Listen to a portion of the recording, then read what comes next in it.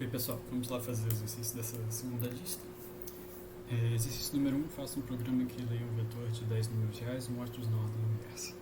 A dificuldade de boa parte dessas questões aqui é que a gente quis passar esse exercício de lista antes de passar a estruturas de repetição. Estruturas de repetição, como o nome diz, são partes de código que permitem que você repita uma determinada instrução de maneiras ligeiramente diferentes ou de maneiras completamente iguais, sem precisar reescrever o código de novo. Aqui a gente vai fazer do jeito mais primitivo, que é reescrevendo o código de novo. Então vamos lá. Exercício número 1, faça um programa que leia um vetor de 10 números reais e mostre-os na ordem inversa. Um vetor, essa foi uma pergunta que surgiu, nada mais é aqui para os nossos propósitos uma lista. Existe sim uma definição mais precisa de vetor, tanto na matemática quanto na ciência da computação, mas a gente não precisa lidar muito com ela. Assim. Aqui a gente basicamente vai tratar como uma lista. Na lista, os objetos que estão dentro da lista são ordenados, ou seja, faz diferença se ele está na posição 1, 2 ou 3, e eles são todos do mesmo tipo. Para a gente declarar ou criar uma lista, né? A lista é um tipo de variável, digamos assim, então ela tem um nome. Então eu posso criar uma variável chamada vetor, e para eu criar ela vazia, eu simplesmente boto abre colchetes e fecha colchetes. Se eu quiser criar ela com algum elemento dentro, eu coloco elementos dentro. Aqui nesse caso vai ser um vetor de inteiros. Nós vamos criar ela vazia para em seguida adicionar itens a ela. Para adicionar itens a ela, a gente vai usar esse jeito um pouquinho diferente de escrever, que em vez de ser uma função, é na verdade um método. E a gente faz o seguinte, vetor.append, e a gente coloca alguma coisa aqui dentro. Esse é um jeito de como é que eu posso dizer? Ele cumpre certas funções que meio que já existem, do ponto de vista da linguagem, já existem no próprio objeto. Então, não é uma função que foi criada de forma separada e que recebe os objetos. O próprio objeto ele permite já alguns tipos de ação que você pode fazer com ele. E append é um desses, é adicionar ao fim de uma lista. Então, em Python, o tipo lista permite que você coloque coisas no final dele. Isso não é verdade em todas as línguas, mas em Python é. Então a gente usa esse outro jeito de escrever, que é vetor.append. Aí o que eu quero colocar dentro? Eu quero colocar um input.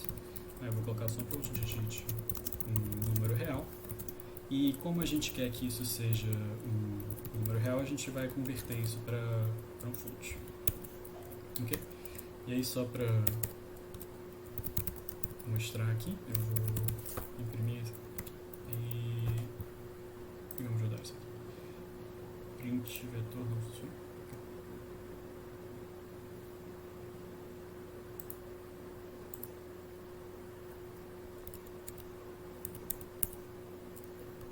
Faltou um parênteses. Okay. Então vamos lá, digite o número real, 3.4, e ele printa 3.4. Se a gente duplicar essa linha, então, a gente vai ter feito isso exatamente 2 vezes, então 2.3, 4.5. E printa 2.3, 4.5 com os colchetes. Para a gente cumprir esse exercício, ele pede 10 vezes, a gente vai fazer, pelo menos começar com menos vezes. Então aqui eu tenho 4. E só para conferir, se eu botar 1, 2, 3, 4, ele está printando essa lista direitinho exatamente como a gente quer.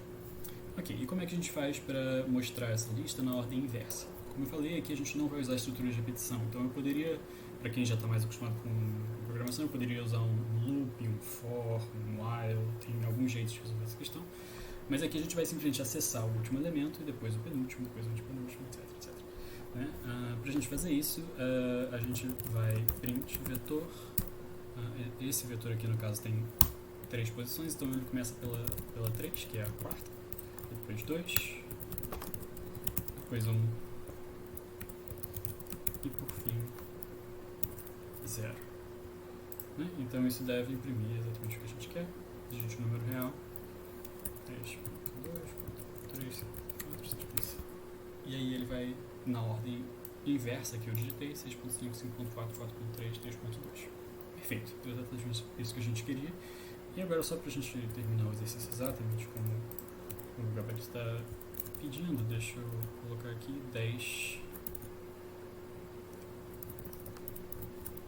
linhas e em seguida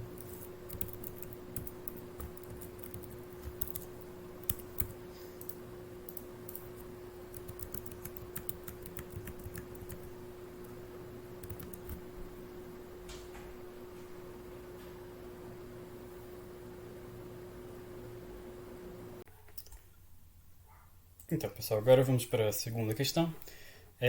Faça um programa que leia 20 números inteiros e os armazene num vetor. Armazene os números pares no vetor par e os números ímpares no vetor ímpar. Imprima os 3 vetores. Ok, então aqui, diferente da questão anterior, a gente vai ter alguma lógica para implementar. A questão anterior era uma questão de saber como que a gente pega do input, saber como a gente adiciona no vetor, era uma questão mais de sintaxe. Aqui a gente tem uma questão lógica para enfrentar, que é decidir se um determinado número é par ou ímpar. Né?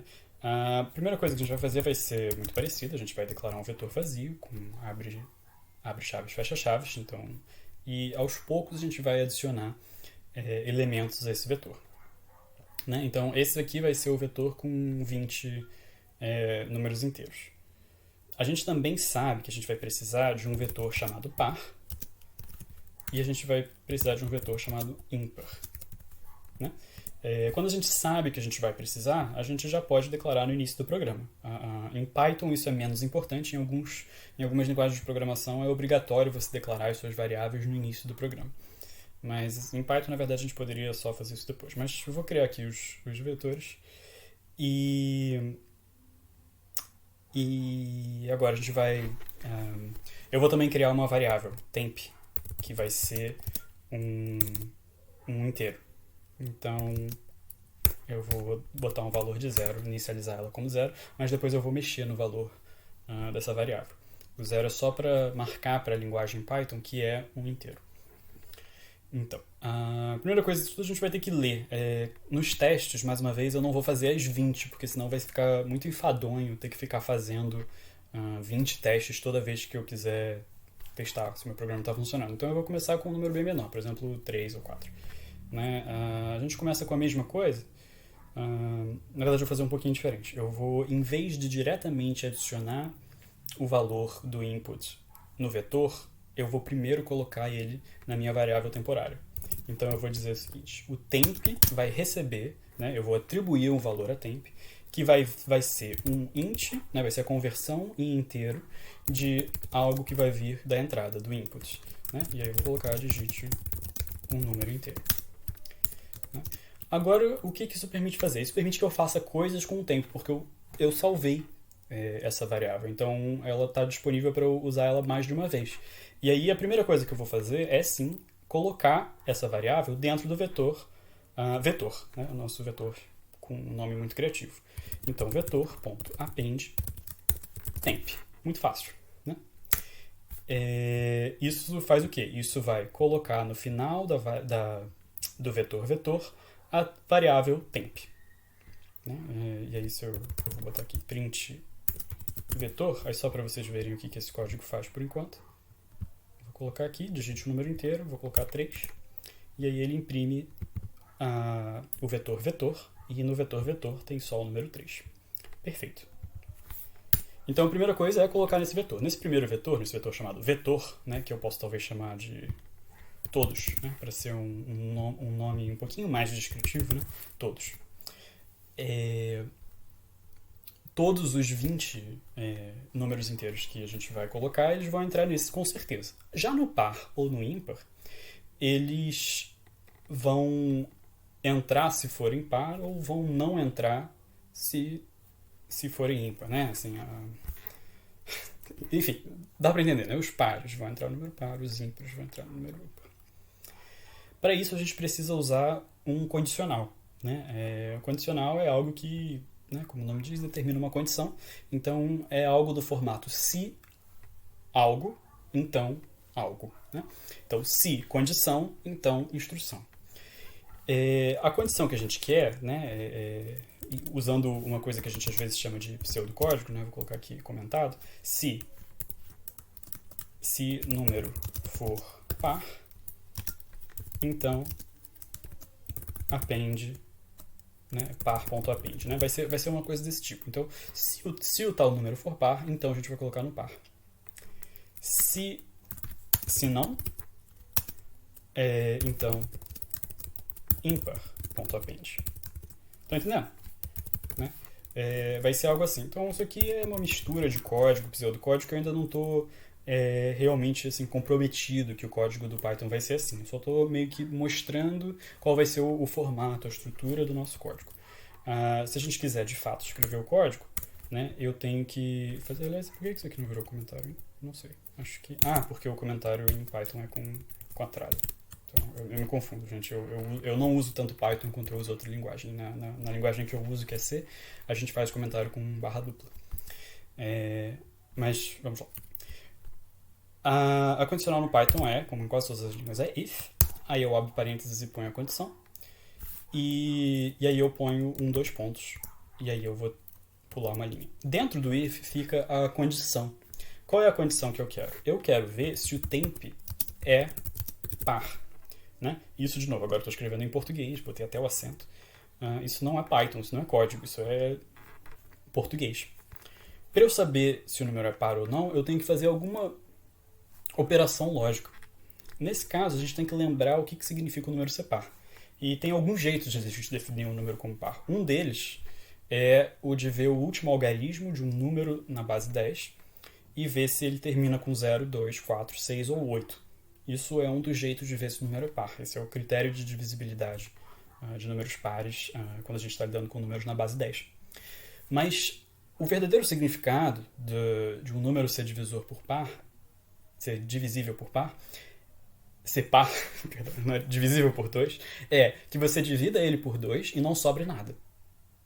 Né? Ou seja, você conseguir dividir por 2 completamente. Né? Aquela história de você tem 3 chocolates, divide para 2 pessoas, você não consegue dividir completamente. Você vai dar um chocolate para uma, outro chocolate para outra, vai sobrar um chocolate, você vai ter que quebrar no meio, então vai dar 1,5 para cada uma, ou vai ficar sobrando 1. Né? A gente tem que lembrar lá da 4ª série, quando a gente ainda não conhecia as operações com números inteiros, com números com ponto flutuante, com números com vírgula, e a gente está lidando só com inteiros.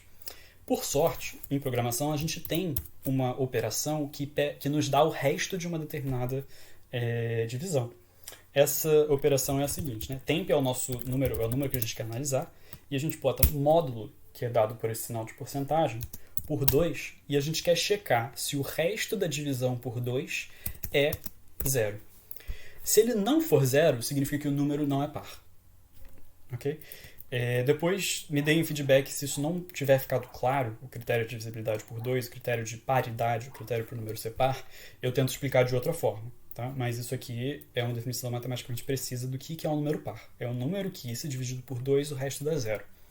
Tá? E em Python, só para vocês entenderem, esse sinal aqui, a porcentagem, é o sinal que me devolve o resto dessa operação. Ou seja, o temp aqui é a gente chama, se não me engano, de dividendo. Né? O 2 aqui é o divisor e o 0, né? Aqui seria o resto. Né? Então, lembrando aqui, se o resto da divisão de temp por 2 for 0, então execute essa parte do código. Okay? Aí eu pulo uma linha e dou um espaçamento, que vocês vão reparar que o Spider já até dá esse espaçamento automático, porque ele está preparado para receber um determinado código. E o que eu quero fazer? Se for par, então eu quero colocar esse temp dentro do vetor par. E se ele não for par, né? Se ele não for par, se não, né? Você pode botar uma condição e depois o contrário dessa condição. Se não, else, eu vou colocar dentro do ímpar. Ok?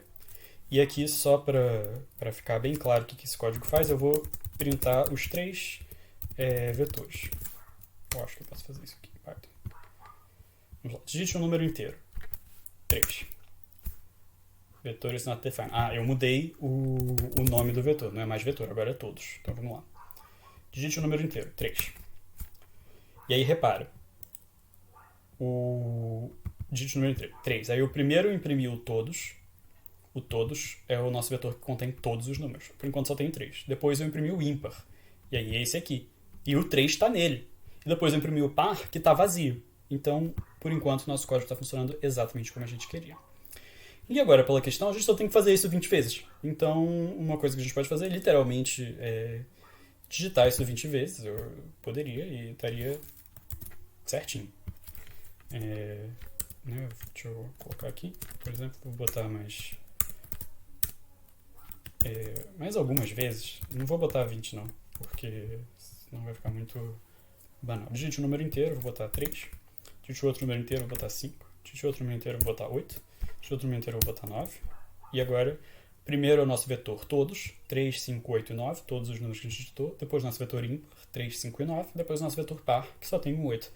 Então, esse código aqui está funcionando perfeitamente. Para eu fazer isso com 20 números, eu só preciso repetir ele 20 vezes.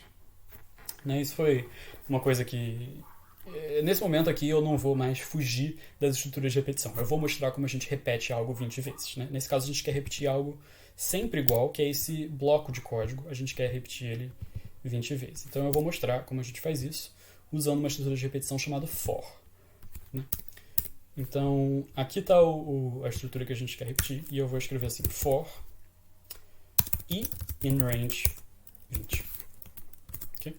E aí todas essas linhas aqui eu vou botar elas dentro do for. Botar dentro de alguma coisa significa que ele vira um subordinado lógico ao código que veio anterior. E isso em Python é mostrado pelo próprio espaçamento, pela própria indentação.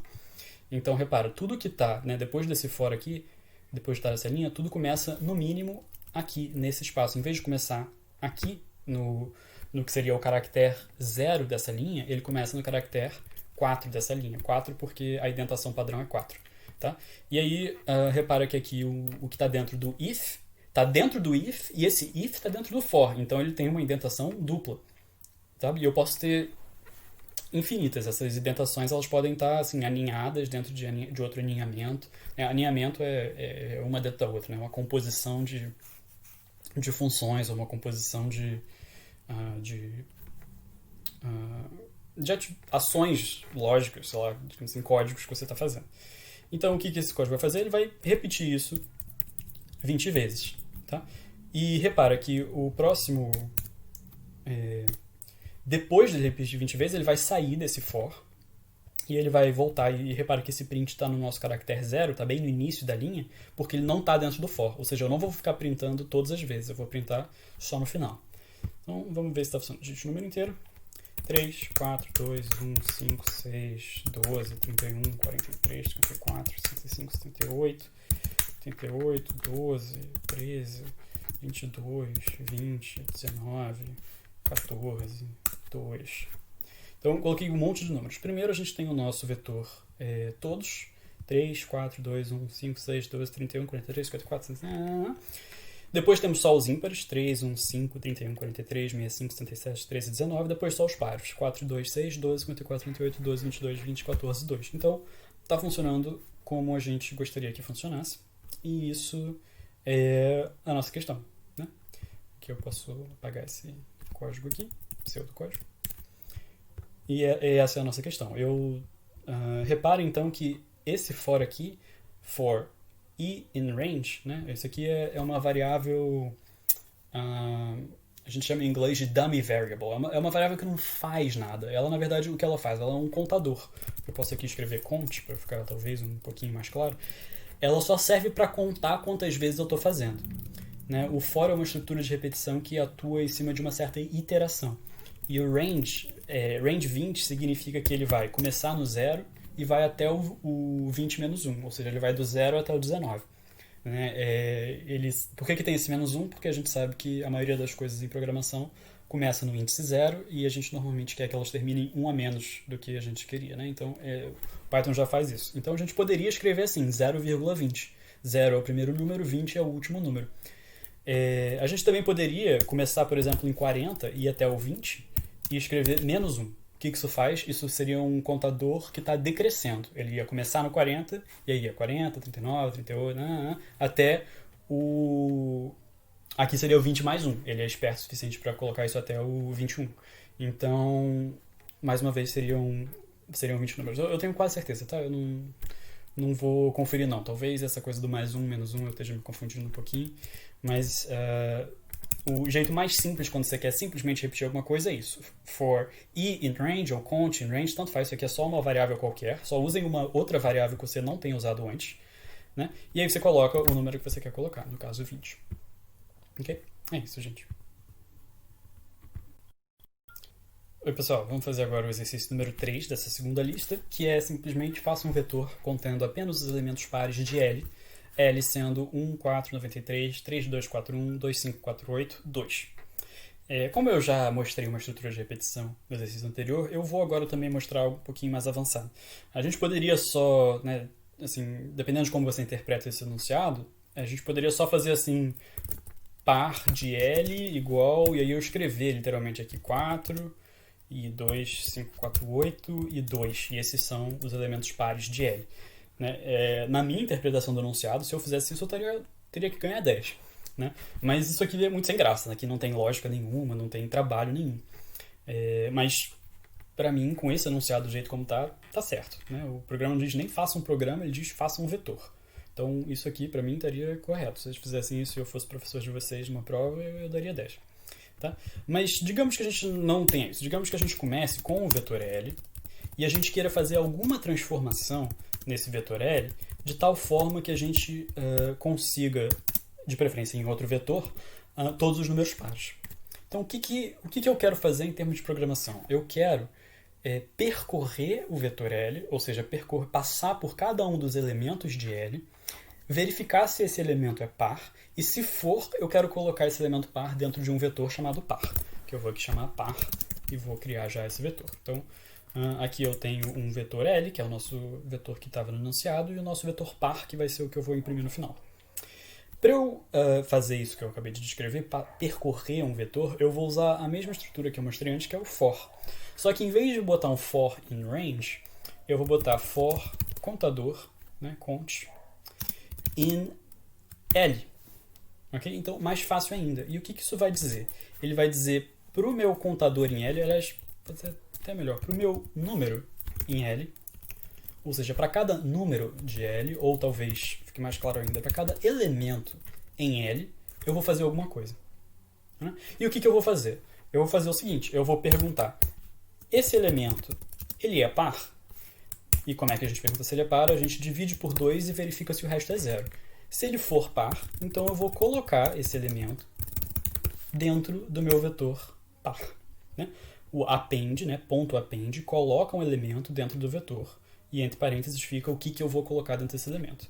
Né? Esse elemento, repara, ele é a própria variável do for. E eu posso trabalhar dentro do for com essa variável. Posso fazer conta, posso perguntar coisas. Nesse caso, eu estou fazendo uma operação lógica. Né? E aqui eu não preciso daquele else, daquele senão, porque não tem vetor ímpar que eu tenho que preencher. Eu só preciso fazer, se for par, coloca ele dentro. Se não for, deixa para lá. Né? Então, o que esse código vai fazer? Ele vai criar uma variável chamada elemento, e aí ele primeiro vai guardar o valor do primeiro item de L, que no caso é 1, dentro dessa variável elemento. Colocou. Então, elemento na primeira passagem desse loop é 1. E aí eu pergunto, 1, né? 1 dividido por 2 dá resto 0? A resposta é não. Então ele não faz nada. Aí ele volta de novo para o for, e ele vai colocar no próximo elemento de L, vai salvar a variável em elemento. Então ele vai pegar o 4, que é o próximo elemento de L, e vai salvar na variável elemento. Aí ele vai perguntar, o elemento, e agora o elemento não é mais 1, agora o elemento é 4, o elemento dividido por 2 dá resto 0? Sim, dá resto 0. Então ele vai colocar o 4 no vetor par, e assim por diante, elemento por elemento, até que a gente chegue no último elemento de L, que vai ser o 2, e aí ele vai ter completado esse for. No final, eu vou querer printar vou printar os dois, tá? Vou printar primeiro o L e depois o par. E aí, repara que esse aqui é o resultado do nosso código. Nesse código não teve input. Então eu só apertei o rodar, né? Apertei ali o play, e ele rodou. Então ele imprimiu o L e imprimiu o nosso vetor chamado par, que tem só os elementos pares que estavam em L. E está correto, né? Só tem o 4, 2, 5, 4, 8 e 2. Então, é assim que a gente faz. Espero que isso não tenha sido rápido demais e talvez vocês queiram dar uma olhada na aula seguinte, que o Pedro já deve ter publicado, porque eu estou demorando muito para gravar essa aula aqui, de como funciona o for. Tá? Mas ele serve, mais uma vez, para fazer repetições, que podem ser simples, ou, mais precisamente, para fazer iterações. Iterar significa... Iterar pode significar fazer de novo, do tipo fazer uma nova versão, ou, nesse caso, passar por cada passo, digamos assim. Né? Uma iteração de um processo é um passo de um processo. mais ou menos, né? Então isso aqui são várias passadas, que nesse caso ele vai passar de elemento em elemento do vetor L. E aí é assim que você escreve. For elemento in L. Você pode ler, né, para quem fala inglês, para o número em L ou para o elemento de L, eu vou fazer alguma coisa com esse elemento. É isso, gente. E pessoal, aqui o exercício 4. Faça um programa que peça as 4 notas de 10 alunos. Calcule e armazene num vetor a média de cada aluno. Imprima o número de alunos com média maior ou igual a 7. Okay? Esse exercício já é bem mais complicado e ele exige que a gente organize o nosso programa com mais cuidado do que os anteriores. Mas vamos lá, vamos por parte. Né? Peça as 4 notas de 10 alunos. Isso a gente sabe fazer. Né? Eu vou, por exemplo... Vamos fingir que só tem um aluno, tá? A gente muitas vezes começa pegando o caso mais simples de todos. Então, em vez de começar com 10 alunos, vamos começar com um aluno só.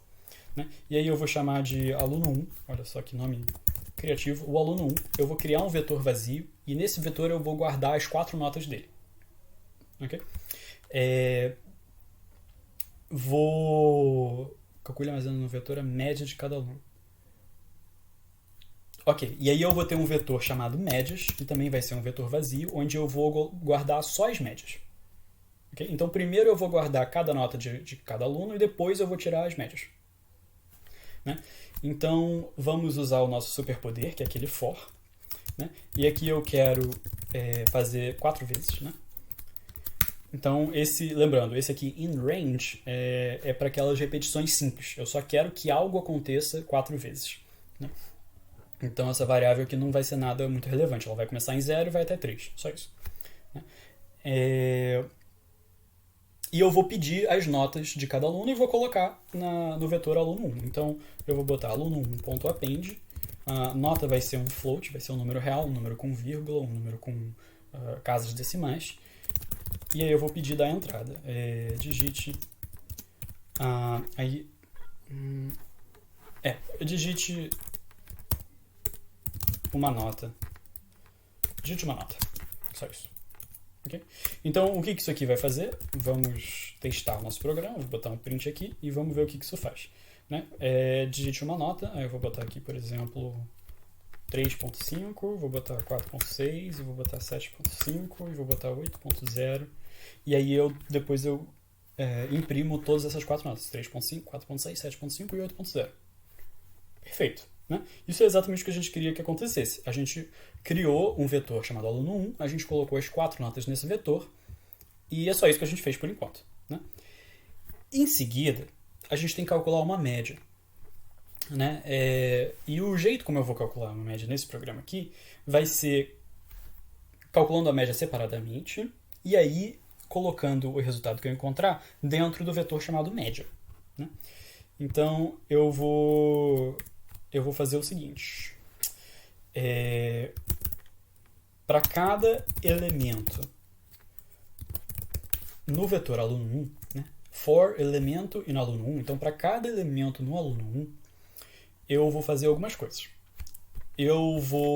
Primeiro eu vou criar uma nova variável aqui fora, chamada temporário. Vou botar o valor de 0. Porque eu quero que ela seja de 0.0, porque eu quero que ela seja uma float. Tá? Nesse temporário, eu vou guardar a soma de todas as notas que ele tirou. Então, reparem o que eu vou fazer. Eu vou colocar temp, recebe, temp, mais elemento. Okay? O que isso significa? Isso significa que a cada iteração desse for, eu vou guardar na variável temp aquilo que já está na variável temp adicionado do elemento. E o elemento, o que é? O elemento é um elemento que existe no vetor aluno 1. E o que existe? Quais são os elementos que existem no vetor aluno 1? São as notas que eu coloquei nesse outro for aqui. Okay? E aí, em seguida, eu vou pegar esse temp e vou substituir o valor que está dentro dele, né? Repare, por o valor que existe dentro dele dividido por 4. Vou colocar aqui o parênteses só para ficar claro. Isso aqui é legal, tá, gente? Eu posso fazer isso. Eu usei uma variável para guardar um valor dentro dessa mesma variável, ok? Porque esse código aqui ele é executado da direita para a esquerda, por assim dizer. Então, primeiro ele vai pegar esse valor da temp, né, que é a soma de todas as notas, vai dividir por 4, que é o número de notas, e aí vai guardar o resultado na mesma variável temp. Né? E essa vai ser a média. Né? E aí eu posso, finalmente, médias.append temp. Okay?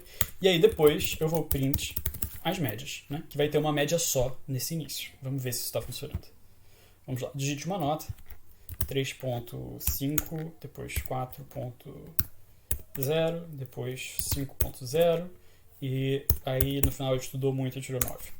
Né? Então essas 4 aqui são as notas dele, 3.5, 4, 5 e 9, e essa aqui é a média, 5.375, que pela minha matemática está mais ou menos certo mesmo. Se vocês quiserem, vocês pegam uma calculadora e chequem, né? Mas a gente calcula a média aritmética somando e dividindo pela quantidade de elementos. Né? Essa é uma média que não é ponderada, né? Uma média em que cada nota tem um peso igual. Então isso aqui funciona para o nosso primeiro aluno. Né? Mas a gente quer fazer isso várias e várias vezes. Né? Na verdade, quantos alunos a gente quer? 10 alunos, que é um absurdo, eu vou ter que digitar um monte de número aqui. Mas reparem, eu já escrevi esse código uma vez. E se tiver tudo certo, eu posso só pegar a parte que vai ser repetida e colocar ela toda dentro de uma nova estrutura de repetição. Como assim? Né? Eu vou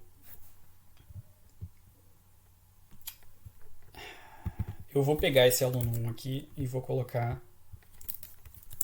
ele aqui. E eu não vou guardar as notas de todos os alunos, porque o enunciado não pede que eu dê as notas de todos os alunos. O enunciado pede que Nossa, o enunciado é mais difícil do que isso. Ele quer que eu imprima o número de alunos com média maior ou igual a 7. A primeira coisa que eu vou querer fazer é imprimir as médias de todos os alunos. Tá? E aí, para isso, eu vou mostrar o que eu vou fazer. Começando com um vetor vazio chamado médias, depois um vetor vazio chamado aluno 1. E eu vou colocar isso tudo aqui para repetir, não 10 vezes, porque é muito, né? Mas vou pegar aqui e in range 3. Vamos colocar 3 alunos. E aí todo esse código aqui, eu vou selecionar tudo ele, apertar Tab uma vez, e isso vai colocar uma indentação nele. Aqui eu fiz errado, porque eu selecionei a primeira linha. Essa primeira linha eu não quero que ela esteja indentada. Então, tudo isso que está aqui vai ser repetido 3 vezes. Inclusive esses outros fors, né? Então isso aqui tem um for dentro de outro for. Então vamos ver o que vai acontecer linha por linha aqui nesse código. Né?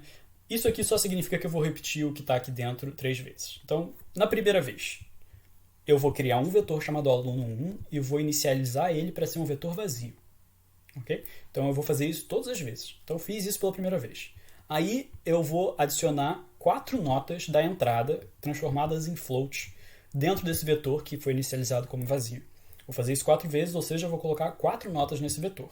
Aí, eu vou inicializar uma variável chamada temp. E ela vai inicializar com 0.0. Ela é um float. Né? E aí, para cada elemento dentro desse vetor aluno 1, e eu sei que vão ter, na verdade, 4 notas, então eu poderia colocar for i in range 4 aqui, se eu quisesse, mas vou deixar assim como está. Eu vou guardando o somatório, né? Eu vou somando na variável temp as notas que o aluno tirou. Depois eu vou dividir essa variável por 4 e finalmente vou colocar o resultado dessa divisão por 4 no médias.append. Aí, vou tirar esse print aqui dos alunos, porque ele não vai mais funcionar nesse código novo que eu fiz, porque ele vai só manter as notas do último aluno, nesse caso. Né? Mas vamos ver se esse código está funcionando. Digite uma nota, 3.4, 5.6, 4.2 e, mais uma vez, não estudou muito no final, e 9.0. 1, 2, 3, 4. Aqui eu não disse nada, tá? Então ele na verdade já está no aluno 2, né? Eu vou consertar isso aqui, fazendo o seguinte. Vou colocar aqui um print. Ok. Próximo aluno. Tá? E aí vocês vão ver que isso vai mudar um pouquinho. Aqui eu vou só terminar, porque são só 3 vezes. Eu vou botar uns valores mais rapidamente aqui, sem falar nada.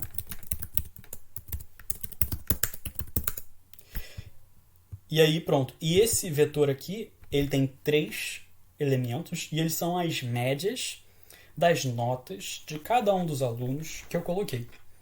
Tá bem? Eu acho que deve estar um pouquinho complicado de seguir o que está acontecendo aqui, tá? Então, essa é a primeira questão que desafia um pouco essa nossa organização lógica, porque tem várias coisas sendo contadas dentro de outras coisas sendo contadas, dentro de outras coisas sendo contadas. Tá?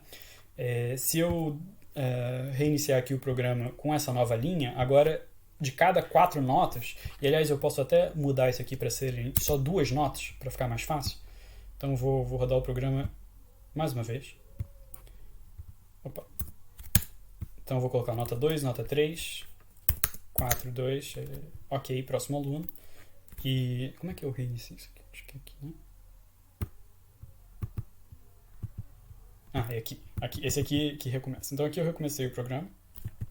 Né? Eu posso dar um Ctrl C aqui também. Isso. E aí eu começo o programa de novo. Digite uma nota. 3.0 e aí 5.0. Ou seja, a primeira média vai ser 4.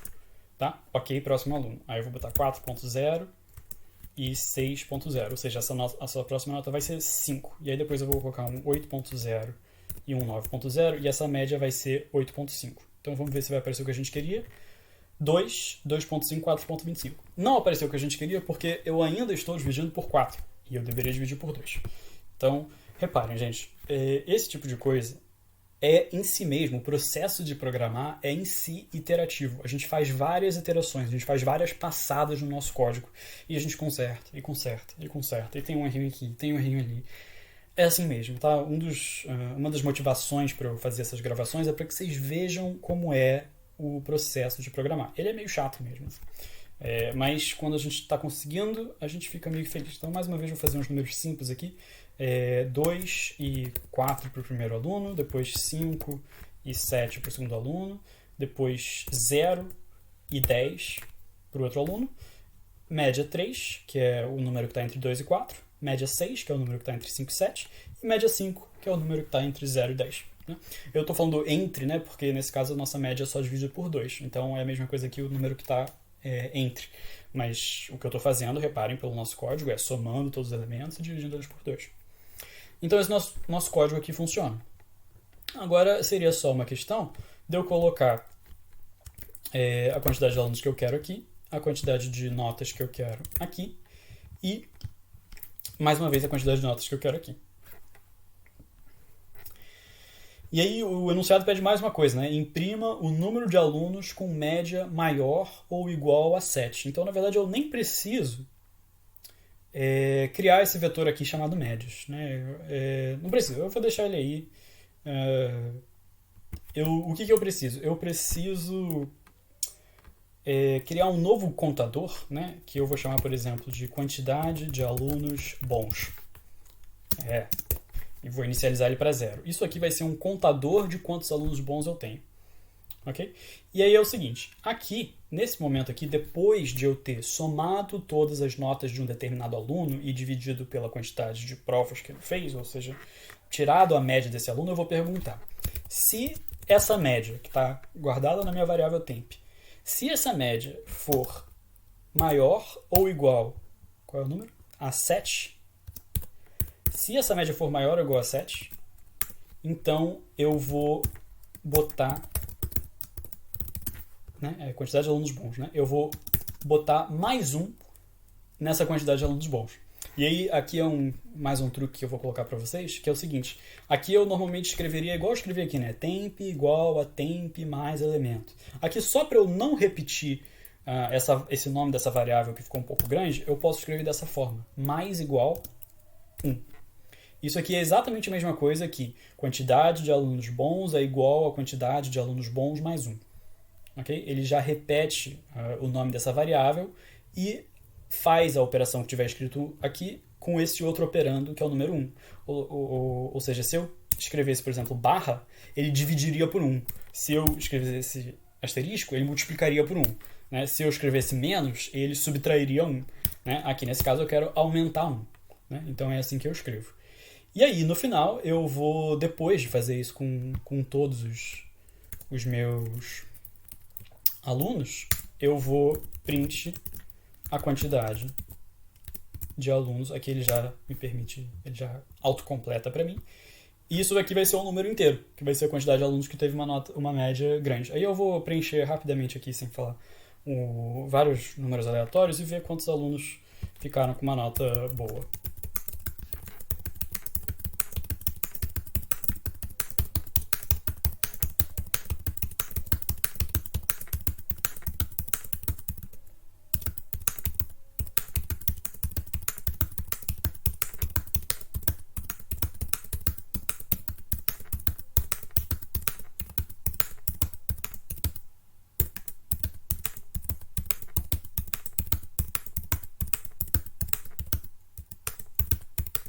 Opa, terminou e eu nem vi. Mas vamos lá, a gente fez todos e aí a gente tem esse aqui. É o vetor com todas as médias. Então a gente tem uma média 5, 5.45, 6.6, 7.2, 6, 7.1, número grandão aqui, 3.5, 6.5, 8.85, 8.75. Então vamos ver quantos são.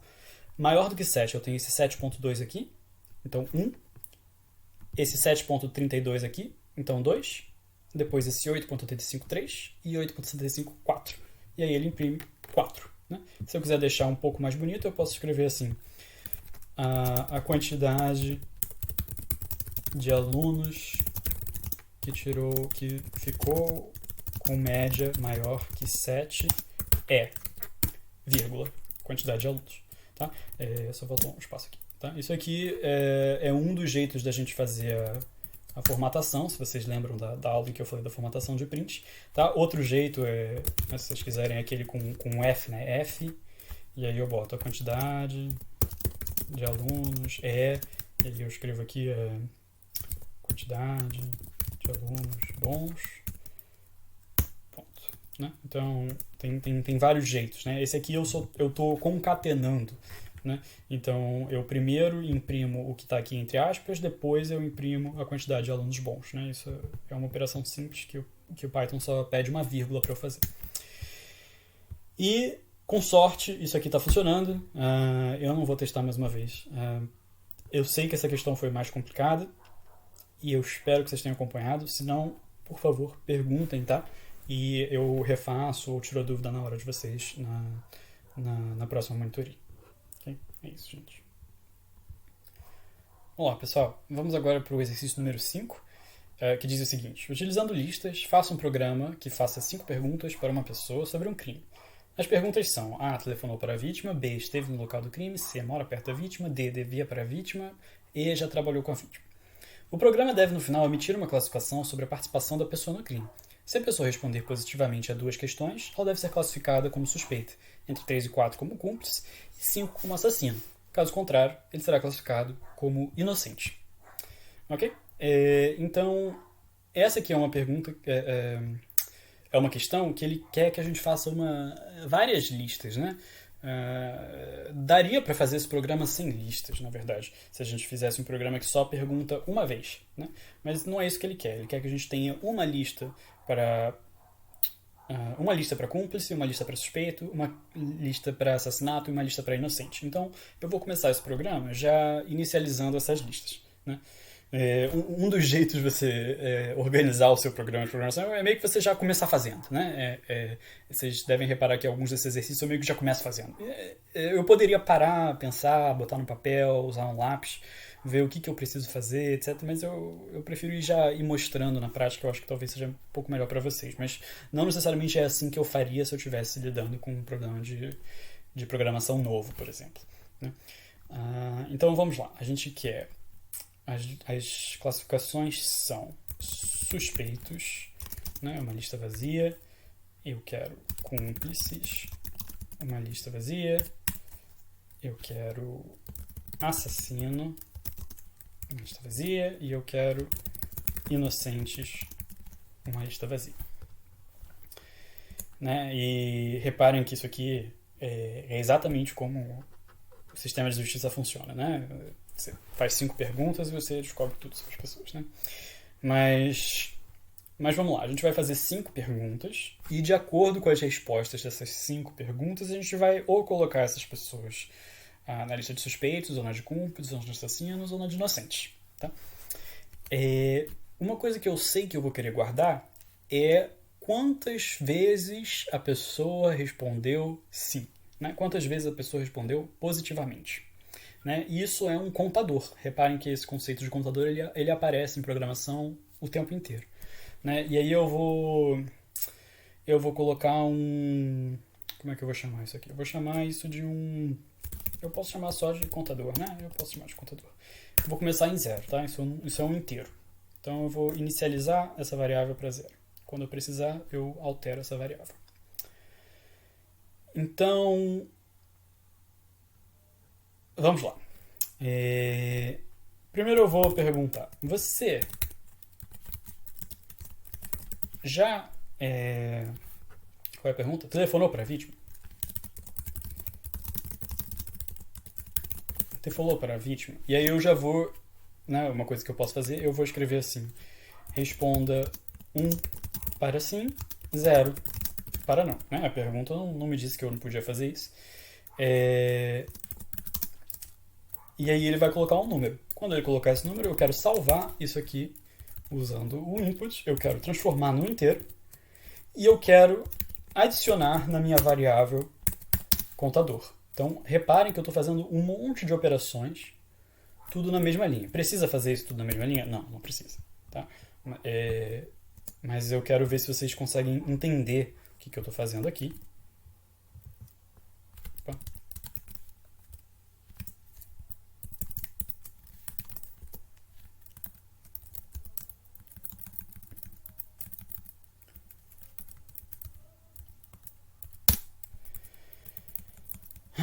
Né? Mais uma vez, esse tipo de atribuição de valor a uma variável, ele acontece da direita para a esquerda. Então, a primeira coisa que ele vai fazer é o que está dentro, o mais interno dessa composição de instruções que eu dei. Então, o que está mais interno é o print, né? Que na verdade não é um print, né? O próprio input ele já permite que eu faça um prompt aqui. Então, eu, na verdade, botei um a mais, não precisava. Né? Então, a primeira coisa é pegar algo da entrada, com a função input. E aí eu vou escrever na tela. Telefonou para a vítima, responda 1 para sim e 0 para não. Aliás, já sei o que eu vou fazer. Eu vou pegar essa parte do responda 0 para sim e responda 1 para sim e 0 para não e vou colocar no início, para não ficar respondendo o tempo todo. Então, eu vou printar aqui e vou escrever responda as perguntas com 1 para sim e 0 para não. Okay? E aí depois eu posso só fazer isso e repetir essas perguntas. Então, né, aqui eu estou contando com a cooperação do meu usuário que ele vai responder direitinho. Ou ele vai responder 0 ou 1. Esteve no local do crime? Esteve no local do crime. Depois, mora perto da vítima.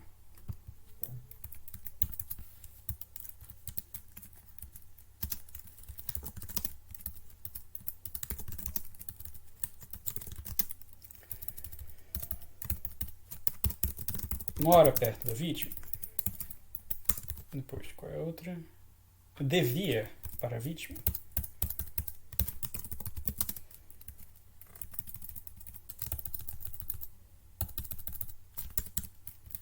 E por último, já trabalhou com a vítima. E é óbvio, né, que se alguém responder sim a todas essas perguntas, automaticamente essas pessoas são assassinos, né? Acho que não tem dúvida nenhuma em relação à razoabilidade desse argumento jurídico. Mas vamos nos concentrar no nosso problema de programação. Então, mais uma vez, vamos reparar no que está acontecendo aqui. Contador é uma variável que começa em 0.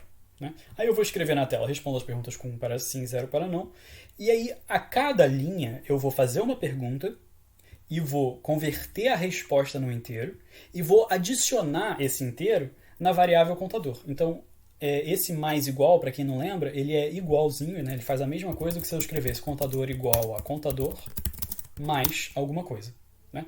E qual é esse mais alguma coisa que eu estou colocando? É essa coisa toda aqui. Né?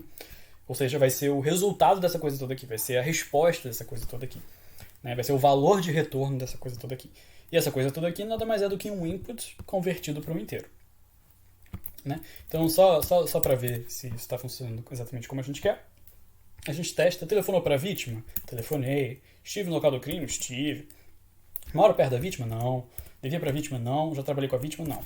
Né? Ok, então isso aqui funcionou. Claro que eu não dei print nem nada assim, mas eu deveria ter colocado um print contador aqui para saber se ele está contando direitinho. Então, mais uma vez. Telefonou para a vítima? Sim. Esteve no local do crime? Sim. Mora perto da vítima? Não. Não e não. Aí ele escreveu 2 na tela e, de fato, eu só respondi 2 perguntas de número 5. Né? Número 5, número 1. E aí eu tenho que fazer o seguinte. Com base no valor desse contador, ou seja, com base em quantas respostas sim essa pessoa deu, ela vai ser colocada ou nos suspeitos, ou no cúmplices, ou no assassinos, ou no inocente, ou no contador. Então eu vou fazer mais uma coisa aqui, que é o seguinte. Eu vou criar uma variável chamada nome e eu vou perguntar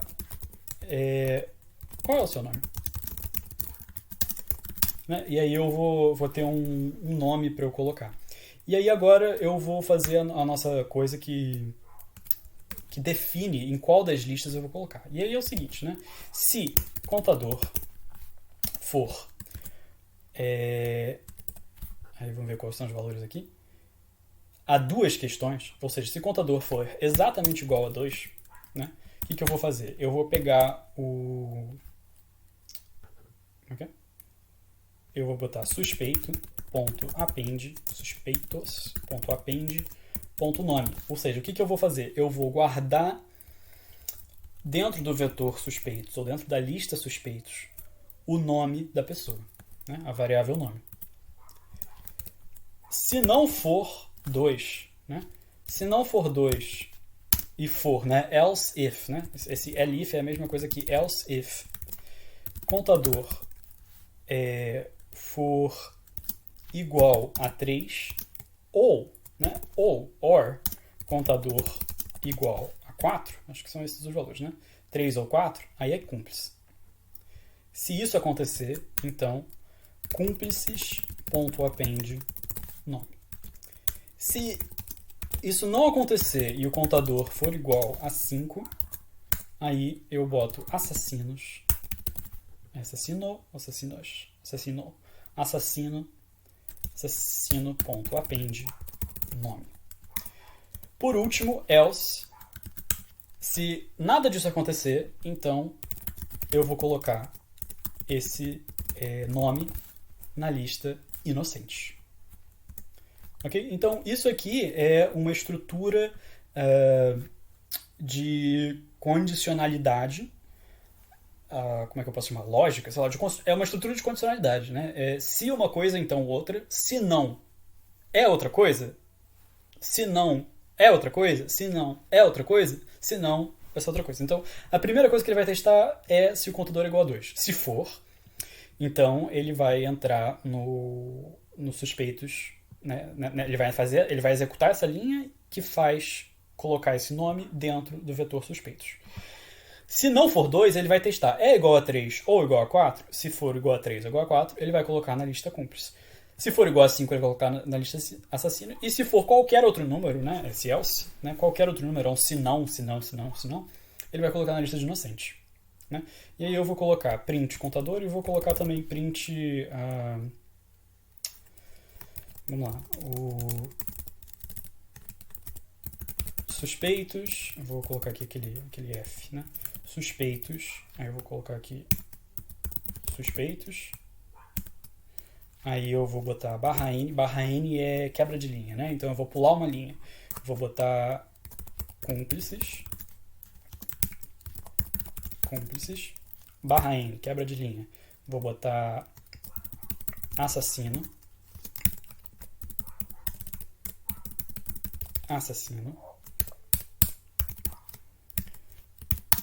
Barra N, quebra de linha. E vou botar inocentes.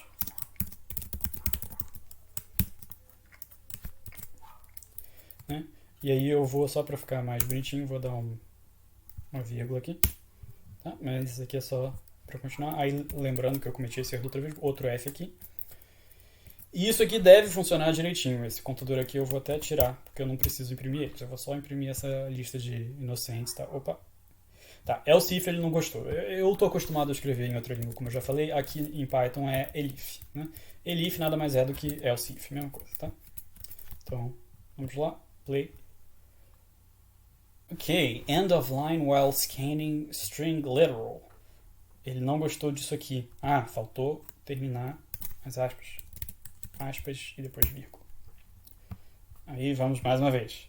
Né? Então, mais uma vez, gente, reparem que o processo de programar é assim mesmo, tá? Você faz uma vez, aí tem um erro, conserta, encontra outro erro, depois conserta, tem outro erro, conserta, depois tem outro erro, conserta, até uma hora que, com sorte, o seu erro vai ser pequeno o suficiente que você vai aceitar que ele exista, ou você não vai ter erro nenhum, mas isso normalmente não acontece. Qual é o seu nome? Então eu vou colocar aqui, meu nome é Stefan, né? Telefonei para a vítima? Sim. Estive no local do crime? Não. Mora perto da vítima? Sim. Devia para a vítima? Não. Já trabalhei para a vítima? Não. E aí, repara. Suspeitos. Tem o Stefan. Cúmplices é uma lista vazia. Assassino é uma lista vazia. Inocentes é uma lista vazia. Então, tá tudo como a gente gostaria que tivesse. Só tem um espaço a mais que eu não queria que tivesse aqui. Por que tem esse espaço? Não gostei. Provavelmente... não tenho certeza por que tem esse espaço, não. Eu acho que se eu tirar esse barra N, ele não vai pular linha, né? Então, não sei o que vai acontecer. Mas, repara que isso funcionou para uma pessoa chamada Stefan. Mas e se eu quiser várias outras pessoas? Ora, a gente vai fazer mais ou menos a mesma coisa que a gente fez naquela outra vez, que é pegar todo o código que precisa ser repetido, que no caso é todo esse aqui. Vou apertar Tab, né? E aí isso dá uma indentação. Indentação serve para colocar ele num determinado bloco lógico. Esse bloco lógico vai ser, por exemplo, um for e in range. Aí digamos que eu queira ver 3 pessoas. Então, todo esse bloco aqui vai ser repetido 3 vezes. Ok? Então, vamos ver se isso funciona. Vou dar o play aqui. Qual é o meu nome? Aí, vamos lá, Stefan. Vou botar o Pedro. Meu nome é Pedro, eu telefonei para a vítima, eu estive no local da vítima, eu não moro perto da vítima, eu não devia para a vítima, mas eu trabalhei com a vítima. Aí tem a próxima pessoa. A próxima pessoa chama Roberta. A Roberta telefonou para a vítima, ela não teve no local da vítima, ela não mora, ela não devia e ela não trabalhou. E aí, por último, tem o José. O José é o assassino. Então eu vou botar um para todos aqui. Name assassino is not defined. Então vamos ver o que eu fiz aqui de errado. O assassino tá aqui, né? Assassino. Eu aposto que eu esqueci de um S, não foi não? Assassino, né? Assassino. Então aqui faltou um S. Sim, faltou um S. Vocês podem acreditar ou não, eu escrevi assassino errado. Então, mais uma vez. Pedro 1100 Por favor, Roberta 10000. E por último, José, que foi 1111. E aí eu tenho aqui a nossa lista, né, que é suspeitos vazio, cúmplices Pedro, assassino José, inocentes Roberta. Repara que aquele negócio lá que eu queria não funcionou exatamente como eu queria, não. Então eu vou pular uma linha aqui. Só para esse assassino não ficar na mesma linha. E repara que dessa forma eu posso fazer essa pergunta várias vezes. Tá? Isso sim é uma dica de programação, que é a seguinte, gente. Não comecem fazendo a estrutura de repetição de imediato. Tá? Primeiro resolve o seu problema uma vez, e depois que o seu problema estiver corretamente resolvido, pega tudo que faz parte dessa resolução do problema, e aí sim coloca isso tudo dentro de uma estrutura de repetição. Em geral, esse é um jeito melhor de fazer as coisas, porque se você tentar desde o início já pensar em todos os alinhamentos, em todos os condicionais lógicos que vão estar um dentro do outro, todas as estruturas de repetição que vão estar uma dentro da outra, vocês vão se perder, vai ficar confuso e vocês não vão conseguir. Tá? Então, eu dou fortemente essa dica para quando vocês tiverem uma coisa que vocês sabem que vão acontecer várias vezes, não comecem fazendo elas várias vezes. Comece resolvendo uma vez. Tá? Quando você estiver confiante que você resolveu uma vez, aí sim você pensa em como repetir. Né? Então, esse aqui tá o meu exercício. Tem mais alguma coisa que eu tinha que fazer? Não, eu só tinha que colocar. E aí aqui é só uma questão de quantas pessoas eu vou entrevistar para colocar aqui nessa lista. É isso, gente. Então, gente, vamos lá continuar aqui com nossos exercícios. A gente está aqui no exercício 6. Crie um programa que solicite ao usuário a entrada de 5 números e que exiba o somatório desses números na tela. Após exibir a soma, o programa deve mostrar também os números que o usuário digitou. Eu vou fazer esse programa, primeiro eu vou fazer sem essa última parte, que é a parte de exibir os números que o usuário digitou. Né? Só para um pouco naquele esquema de mostrar para vocês que tem vários jeitos de resolver um problema e muitas vezes vale a pena você quebrar o problema em partes menores, resolver uma parte e depois resolver o resto. Né? Então, eu nem vou precisar de uma lista para resolver essa primeira parte. Aqui eu vou usar um conceito que eu já usei antes, na verdade, mas eu acho que eu chamei até do nome errado, porque são parecidos, né? Eu falei, acho que em contador. Contador é quando você conta 1, 2, 3, 4, 5, 6, mas na verdade eu acho que eu cheguei a usar no exercício anterior um acumulador. Um acumulador é uma variável, normalmente, em que você armazena um certo número e você vai acumulando. Né? Quando você tem uma calculadora de mão, aquela de pilha normal, se você ficar apertando, você digita um número, aperta mais, digita outro número, aperta mais, digita um número, aperta mais, isso é um acumulador. Porque ele vai sempre adicionando no número que está salvo um número novo, adiciona o número que está salvo, então ele vai acumulando números. Né? E a gente usa o conceito de acumulador, às vezes, normalmente é para soma, né? Nesse caso é para uma soma, mas dá para chamar de acumulador também quando você acumula com outras operações. Só que é mais intuitivo falar em acumular para soma. Né? Então aqui eu vou, de novo, criar nossa variável com um nome super criativo chamada soma. Vou inicializar ela para 0.0, o que informa para o Python que isso é um float, um número real. E vou adicionar, né, acumular nessa variável, né, usando aquela sintaxe que eu já tinha mostrado antes, que é esse mais igual, né, que é exatamente a mesma coisa que soma igual a soma mais alguma coisa. Vou adicionar o input. Né? Então, digite um número. E aí, o que esse código faz? Ele vai atribuir na variável soma a soma do que está na variável soma nesse momento, que é 0.0, né? Esse número aqui, adicionado do que o input devolver convertido para float. Né? Então, se eu colocar um 3, ele vai adicionar 3 mais 0 e vai salvar o resultado na variável soma. Né? Por que eu estou acumulando isso? Nesse caso, nesse primeiro passo, isso aqui é o mesmo que eu fizer, a mesma coisa que fazer isso aqui, né? Que é atribuir simplesmente. Mas como eu sei que eu vou adicionar vários números, eu já vou botar o mais ou igual. Por quê? Porque aí quando eu copiar e colar essa linha, ele já vai fazer exatamente o que eu quero que ele faça. Ele não vai só salvar o último número que eu digitei, ele vai adicionar o último número que eu digitei ao número anterior que eu digitei, ao número anterior que eu digitei, ao zero. Né? Então, só para mostrar aqui que esse nosso programinha aqui funciona, né? Aqui eu estou adicionando 3 números, ele fala digite um número, eu vou botar 3.4, 4.6 e 9.0. Né? 3.4 mais 4.6 dá 8, mais 9, 17, exatamente como a gente queria. Né? Então, isso aqui é uma soma usando um acumulador. Aqui ele quer que eu coloque 5 números, então estaria correto se eu simplesmente fizesse 5 linhas dessa forma aqui. Mas como a gente já meio que aprendeu a estrutura de repetição, eu também posso botar nesse jeito aqui que a gente já viu, em que eu faço essa mesma linha 5 vezes dessa forma. Então repara que o código fica mais enxuto e fica até mais legível, porque eu posso simplesmente ler quantas vezes está sendo repetido, olhando para esse número aqui. E se eu quiser alterar esse número, eu não preciso ficar copiando e colando, ou cortando e removendo, eu posso só mexer nesse número. Se eu quiser 8 números, é só fazer isso aqui mudar por 8, mas eu quero 5. E E isso resolve a primeira parte desse programa, que é exibir o somatório, né? A gente pode ver aqui, digite um número, 2.3, 4.1, 5.2, 6.98 e 7.0, 25.58.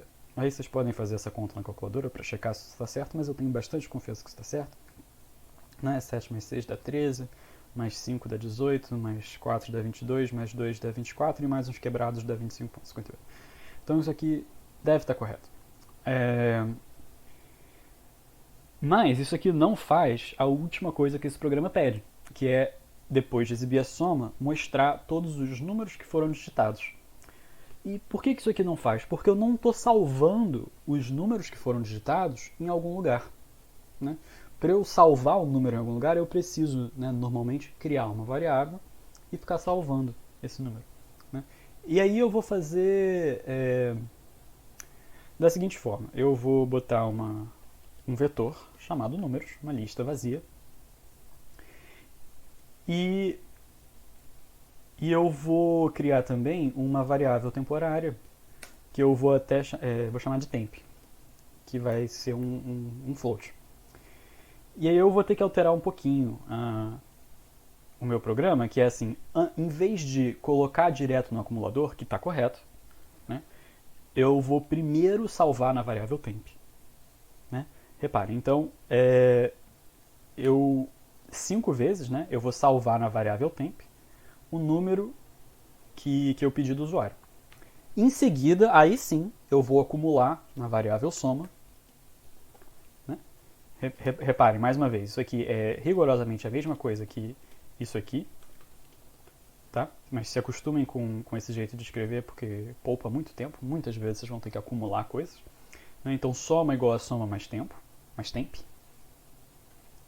E vou também colocar no meu vetor números, né, usando o ponto append, essa variável temp.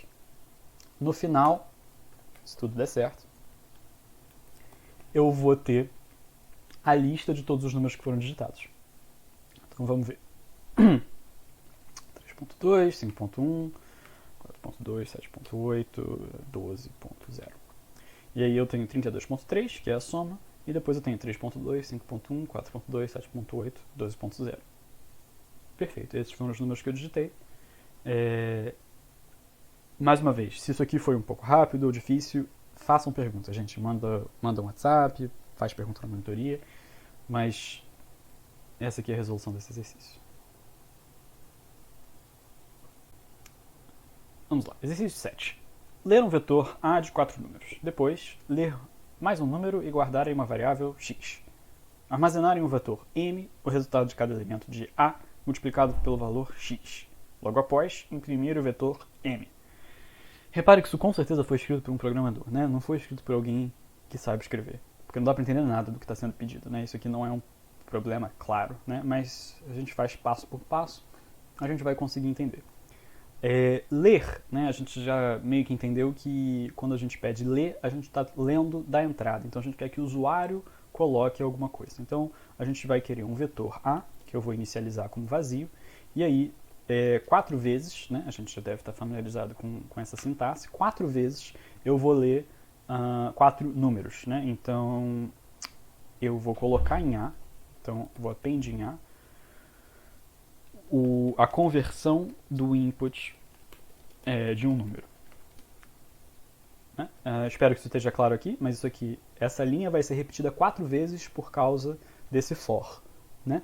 E aí o que essa linha faz? Ela faz um append no vetor A do quê? Do que o input devolver quando o usuário digitar o número.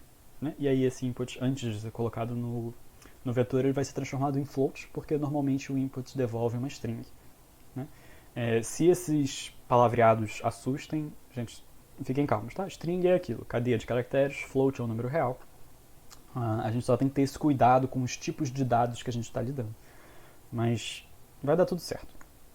Okay? Depois disso, então aqui a gente preencheu o nosso vetor A. Né? Se vocês quiserem, eu posso mostrar aqui, printando o A, o que esse código faz. Então, por enquanto, digite um número. Vou botar 3.4, 2.1, 4.5, 7.6 e... já foi. Então, preenchi o vetor A com 4 números. Então, eu fiz a primeira frase, né? Ler um vetor de 4 números. Depois, ler mais um número e guardar na variável x. Isso eu sei fazer também. X é igual a float de input, digite um número x. Aí eu só escrevi uma mensagem um pouquinho diferente para a gente saber. Depois, eu vou fazer armazenar em um vetor m. Então, vetor m. Vou criar o vetor m vazio. O resultado de cada elemento de A multiplicado pelo valor x e em seguida imprimir o vetor de m. Então, o que eu quero fazer? Né? Eu tenho o meu vetor de A, que vai ter 4 números. Né? Nesse exemplo aqui que eu fiz anteriormente, 3.4, 2.1, 4.5, 7.6. Se o meu x for 2, eu vou querer no vetor m salvar 3.4 vezes 2, 2.1 vezes 2, 4.5 vezes 2 e 7.6 vezes 2. Então, repara que eu vou fazer algo parecido com o que eu fiz aqui, só que para m, e sendo que eu vou ter que multiplicar por 2. Então, né, deixa eu ver como é que eu posso mostrar isso aqui. Tá, então, eu já sei que esse vetor m vai ter o mesmo tamanho de A, que é 4. Então, mais uma vez, eu vou fazer esse for i in range 4, porque são 4 vezes que eu vou fazer alguma coisa. E em vez de estar adicionando um valor no vetor A, eu dessa vez vou estar adicionando um valor no vetor m. Então, m.append. E o que eu vou colocar no vetor m? Agora sim, esse que é o tchan dessa questão. Eu vou colocar a coisa que está na primeira posição do vetor A multiplicado por x.